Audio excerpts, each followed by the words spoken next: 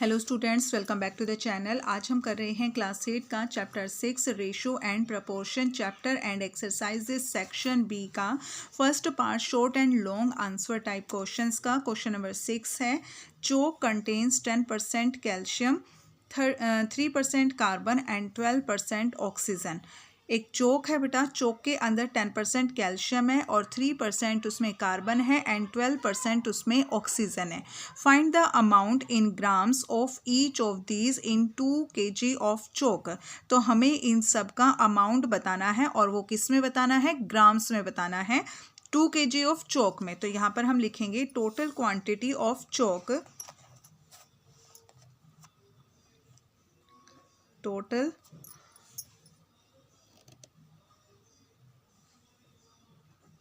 Total quantity of चोक।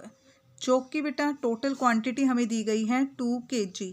अब हमें उन्होंने कहा है कि हमें जो अमाउंट बताना है वो ग्राम्स में बताना है, तो हमें पहले यहाँ पर kg को ग्राम में कन्वर्ट करना पड़ेगा और kg को ग्राम में कन्वर्ट करने के लिए हम 1000 से मल्टीप्लाई करेंगे क्योंकि 1 kg में 1000 ग्राम होते हैं।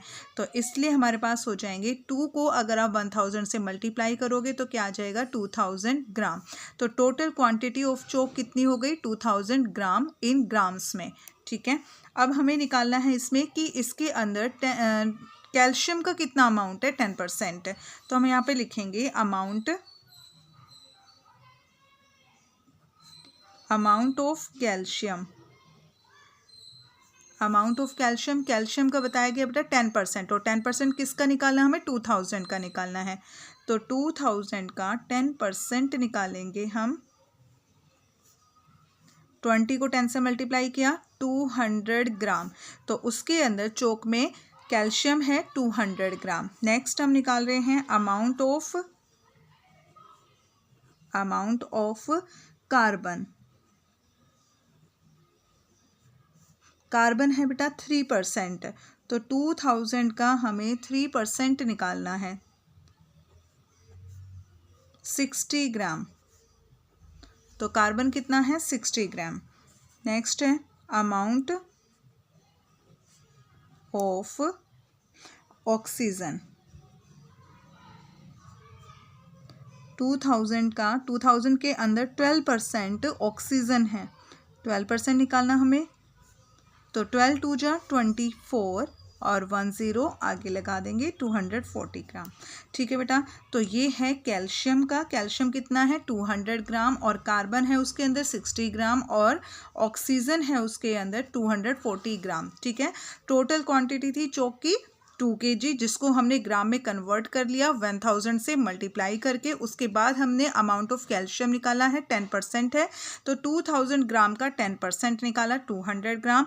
अमाउंट ऑफ कार्बन 3% 60 ग्राम और अमाउंट ऑफ ऑक्सीजन 12% 240 ग्राम।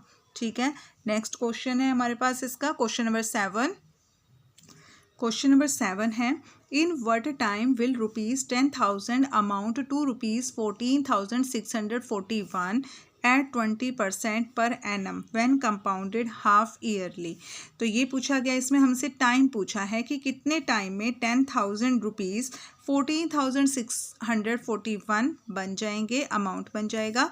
20% हमें रेट दिया गया है और व्हेन कंपाउंडेड हाफ ईयरली, तो इंटरेस्ट हमें लगाना है कंपाउंडेड हाफ ईयरली पर। तो इस क्वेश्चन में जो जो चीज़ हमें गिवन है बेटा वो हम लिख लेते हैं। प्रिंसिपल हमें दिया गया है ₹10,000 और अमाउंट हमें दिया गया है इसके अंदर 14,641 एंड टाइम हमें इसमें फाइंड करना है और रेट हमें दिया हुआ है इसमें 20%। तो क्वेश्चन में हमें बोला गया है बेटा कि हमें जो टाइम है वो किस पे निकालना है, व्हेन कंपाउंडेड हाफ ईयरली पर। हाफ ईयरली पर जब भी हाफ ईयरली पर निकालने के लिए बोला जाता है तो हम रेट को 2 से डिवाइड करते हैं और टाइम को 2 से मल्टीप्लाई करते हैं। तो रेट को हम 2 से डिवाइड करेंगे, 20 को 2 से डिवाइड करेंगे तो कितना आ जाएगा 10%। ठीक है, उसके बाद टाइम हमें बताया, टाइम जो है उसको हम n मानते हैं और टाइम को हमें क्या करना है 2 से मल्टीप्लाई करना है, तो यहाँ पर टाइम हो जाएगा 2n। ओके, अब अमाउंट का फार्मूला होता है बेटा principal principal 1 plus r upon 100 और टाइम हमारा कितना है, टाइम वैसे 2n, ठीक है, टाइम 2n, फिलहाल हम अपना n लिख लेते हैं। तो अमाउंट हमें दिया गया है 14,641, प्रिंसिपल है बेटा 10,000 और 1 प्लस r है हमारा 10 अपॉन 100, टाइम हमारा कितना हो जाएगा 2n, क्योंकि हमें 2 से मल्टीप्लाई करके करना है तो यहाँ पे 2n, ये हमने नॉर्मल फार्मूला लिखा है, ये मैंने आपका नॉर्मल फार्मूला लिखा है। जब कंपाउंडेड हाफ ईयरली की बात होती है हम रेट को 2 से डिवाइड करते हैं और टाइम को 2 से मल्टीप्लाई करते हैं, ठीक है। तो अब देखो 14,641, 10,000 इधर क्या हो रहा है, मल्टीप्लाई में है, मल्टीप्लाई हो रहा है, तो इसको हम राइट साइड में, लेफ़्ट साइड में ले आएंगे और ये हो जाएगा डिवाइड में 10,000। यहाँ से देखो बेटा जब आप इसका एलसीएम लेके इसको सोल्व करोगे 1 प्लस, तो क्या आ जाएगा हमारे पास, मैं करवा ही देती हूँ आपको, 100 और 100 बन जा 100 प्लस 10 पावर कितनी है 2n, 14,641 अपॉन 10,000 और 100 प्लस 10 110 अपॉन 100 2n, 10 से 10 कट कर देंगे।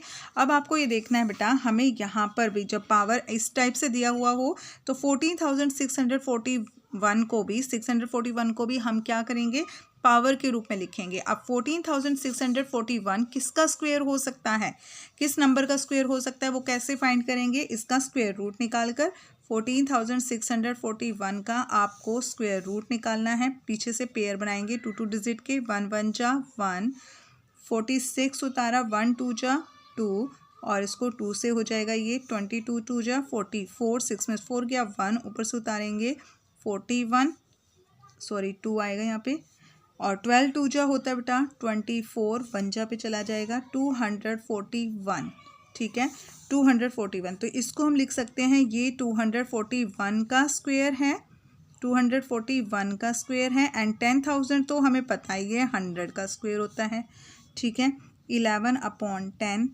Rays to the power 2n। लेकिन बेटा अभी हमें इनका बेस सेम करना है, इस क्वेश्चन को सोल्व करने के लिए बेस सेम करना है।